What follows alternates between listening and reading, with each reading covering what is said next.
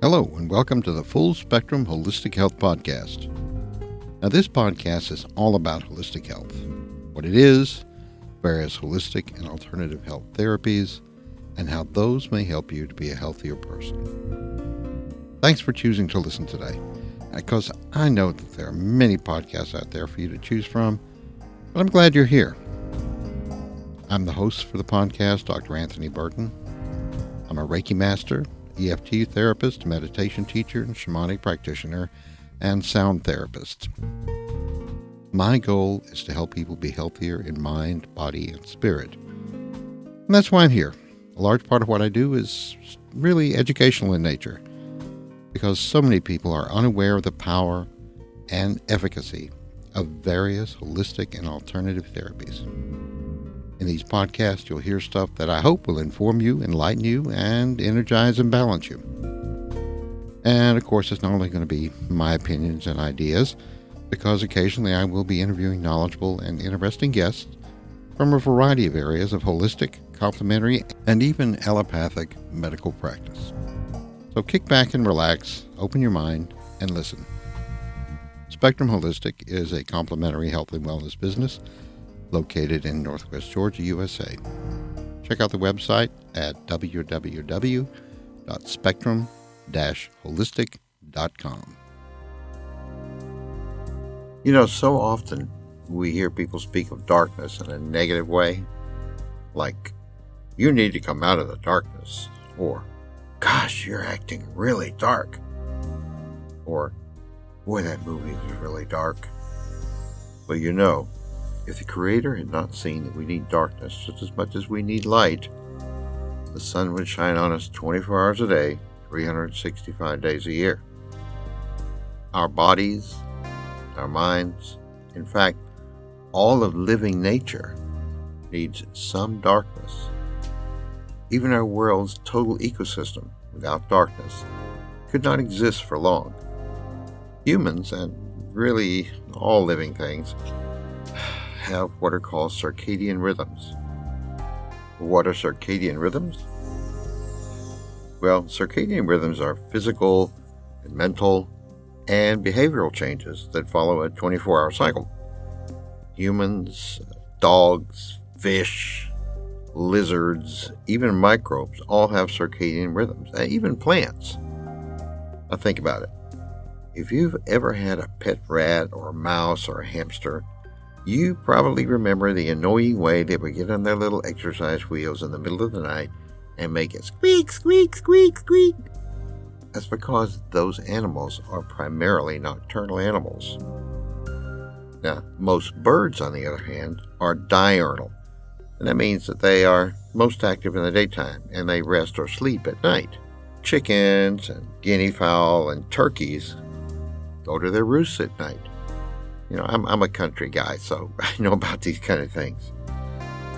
If you were living in a rural area, if you're outside, and just as the sun's coming up, you will start to hear the birds beginning to stir and sing as they start their day. Now, some other animals can adapt to their environment or their owner's actions and behaviors. Have you ever had a pet ferret?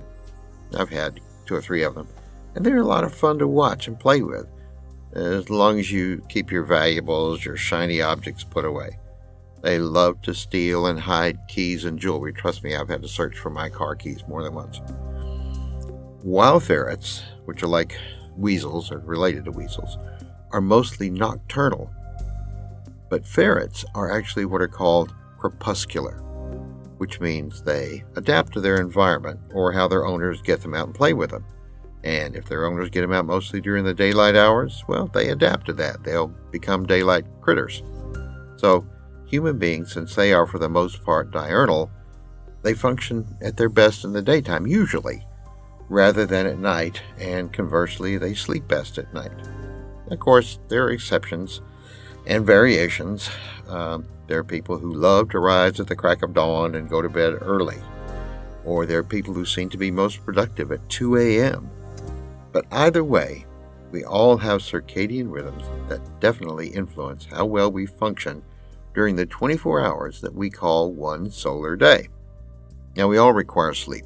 And of course, there is always a lot of discussion about how much sleep individuals need based on their age, their gender, and so forth. I mean, there are always articles coming out about how teenagers need more sleep than adults, and maybe that older people, much older people in their 70s and 80s, they may or may not require as much sleep.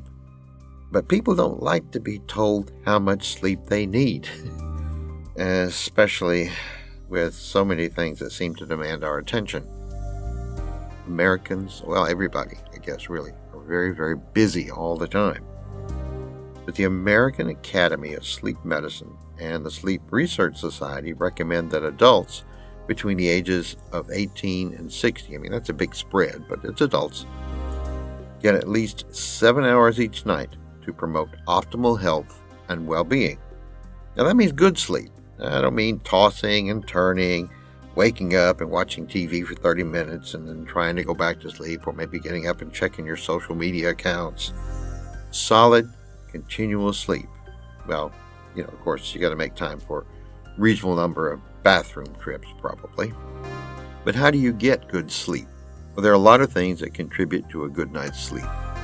But for this particular episode of the podcast, I want to focus on one particular aspect of your sleep environment, and that is darkness, or lack of it. A lot of people like to go to sleep with the TV on in their bedroom. My late father, he would do that quite often because he was a widower, and he just was lonely sometimes. So he would turn the TV on just to have something going on, and he would go to sleep with that TV going. Now, other people like to have a brightly shining LED clock or a couple of night lights in the bedroom. And then there are people who sleep with their bathroom light on, shining into the bedroom to avoid stubbed toes on furniture. We all know that the primary reason for the existence of a little toe is to locate furniture in the dark, right? And of course, there's a lot of light pollution from advertising signs, street lights, and security lights, especially if you are in an urban or suburban environment. Your neighbor might have a security light that shines in your bedroom window, or you might have signs that are across the road from you that are brightly lit at night. Thing is, none of that is good for you, because the best, healthiest sleep you can get is in total darkness. It may require a little adaptation on your part, to get used to that idea without having a night light or something, but it really is the best thing for you. Scientists know that sleeping in total darkness is vastly healthier than in a semi-lighted room. They have discovered that sleeping in a totally dark room allows the body to produce melatonin, and melatonin fights disease, including cancers such as breast cancer and prostate cancer. The bad thing, according to photobiologists, that's someone who studies the effects of light on our biology and how it functions, Joan Roberts, PhD, and she says that even having a little bit of light around you while you are sleeping will decrease or even totally stop melatonin production. While I'm on the subject of melatonin, let me reemphasize something that I have said before. Melatonin is not an herb, nor is it a sleeping pill, nor a sedative. It's a hormone, as I just said, and it's produced naturally by the body when you are sleeping in a dark room. It's not a sleep inducer, rather it is a sleep regulator. And although you can buy melatonin at just about any grocery store or drugstore, health food store, that melatonin in that bottle probably produced in a laboratory instead of naturally by the human body. I mean, I can almost guarantee it. So, sleeping with the light on, or the TV on, or anything else that keeps the room from being really, really dark will inhibit your body's ability to produce melatonin, and that screws up your sleep patterns because you've just taken the regulator away. Now, this sort of thing often happens when people have to work rotating shifts. I've had to do it before, and gosh, it was hard. Especially in the military, I had to do it quite often. Because they are trying to sleep at times when their body is not producing the right amount of melatonin. Or sometimes it's a problem for those on long flights to keep them from sleeping at their normal times. Jet lag. And recovering from jet lag can be pretty annoying. Here is something really important. A study presented to the American Association for Cancer Research found that melatonin can slow tumor growth by up to 70% in mice infected with human breast cancer cells. But when the mice were subjected to constant light inhibiting their natural melatonin production, the growth of cancer cells shot through the roof. As I said before, although you can buy melatonin from the store as a food supplement, your body's own naturally produced melatonin is better for you, and it's free. It doesn't cost you anything. And add to that, it's a problem of your body developing a tolerance to melatonin, because we people in general say, 50 milligrams of melatonin is good.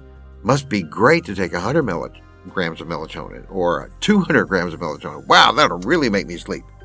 No, that's not it. Because the more of it you take, it means that you require more and more of it over time to achieve the same results. And if you are living in a city like an urban or suburban environment where you have light pollution, it even weakens the immune systems of animals who live around those cities if they cannot find places that are totally dark to sleep, burrows or dens or something. Having lots of bright lights around your house all night can throw off the circadian rhythms of birds and other animals who live near you. Now, our internal clocks, the things that are built into us that regulate how our bodies function, and when they do what they're supposed to do, was originally created to function based on natural circadian rhythms. The eons since humanity appeared on the scene have continued building on that. It's an established pattern in our bodies. Our bodies are not built mentally, physically, or biochemically to function as 24-hour machines. Now, sure, you can do it on the short term. You might be able to survive it for, the short term. But over a long haul, you are really working to the detriment of your own personal health, both physically, mentally, and emotionally. Now, sure, we often force ourselves to work during the times when most of those around us are asleep.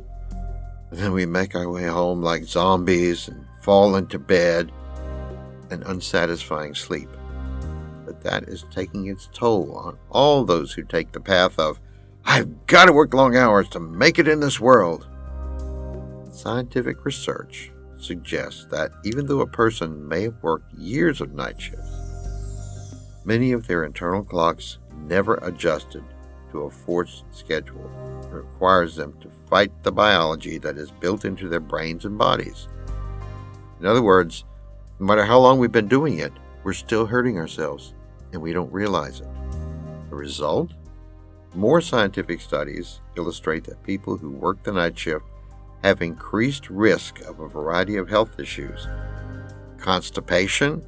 I know that sounds little, but tell you what, you've had that for a couple of weeks, and you're not going to like it. Stomach ulcers, stress, depression, heart disease, cancer, and more. Humans simply do not have the same adaptive crepuscular abilities that ferrets and some other animals have. And some of those animals are like deer, and bear, and skunks and foxes, for example. However, the presence or absence of light does not affect only animals and humans. Trees, flowers, and food crops, with a few exceptions, all need a certain amount of darkness to thrive. I got some information from a website called The Practical Planter at www.thepracticalplanter.com. And here's what he said. Plants are definitely not dormant when it's dark. In fact, this is often the time when they do more growing because they have an entire day's worth of energy stored up and ready to metabolize. Plants do need that period of darkness for their metabolism to work properly. They are not designed to create food non-stop, and it will do them harm in the long run to put them in this sort of situation. So yes, plants need their darkness just as much as they need their light. We modern westernized humans tend to stay up later and stay awake longer than our forebears. In pioneer times, it was, You go to bed when it gets dark because making light, enough light to see by to do things, was really difficult and could be expensive. Candles were not cheap. So when it got really dark, you went to bed. And then you got up when it got light. We have almost become addicted to staying up late. And Jennifer Piercy, one of my favorite meditation and yoga nidra experts, says, quote, "We are surrounded by junk light." I love that expression, junk light. Junk light is light that serves no good, healthy, useful purpose and keeps us from getting the restful darkness that we all need. What is Yoga Nidra, you may ask? Yoga Nidra is a specific yogic practice which translates to yogic sleep. It doesn't really involve any special postures except for lying down and relaxing. Rather, it's really more like a form of meditation that's specifically intended to relax the entire body, inducing a very relaxed state that can facilitate and improve sleep. So here's some advice from me to you. Turn off that little nightlight in your bedroom or unplug it, or the one that shines in from the bathroom. If you need light when you get up in the night, get one of those motion sensor night lights instead of the ones that are on all the time. So that way when you do get up, you start to walk in the room, the little light comes on, you don't stub your toes, you go in the bathroom, you come back and it turns itself off. Get some dense curtains that will keep ambient light out of your bedroom, not little thin, gauzy, filmy things that will let in a lot of light, even from a brightly shining moon. I mean, I've had my bedroom illuminated by bright moonlight before, so much that I could read a book. Don't go to sleep with the television, the computer, the tablet, or the phone glowing in your room. Make your sleeping quarters, whatever they may be, into a dark, snug, comfortable place.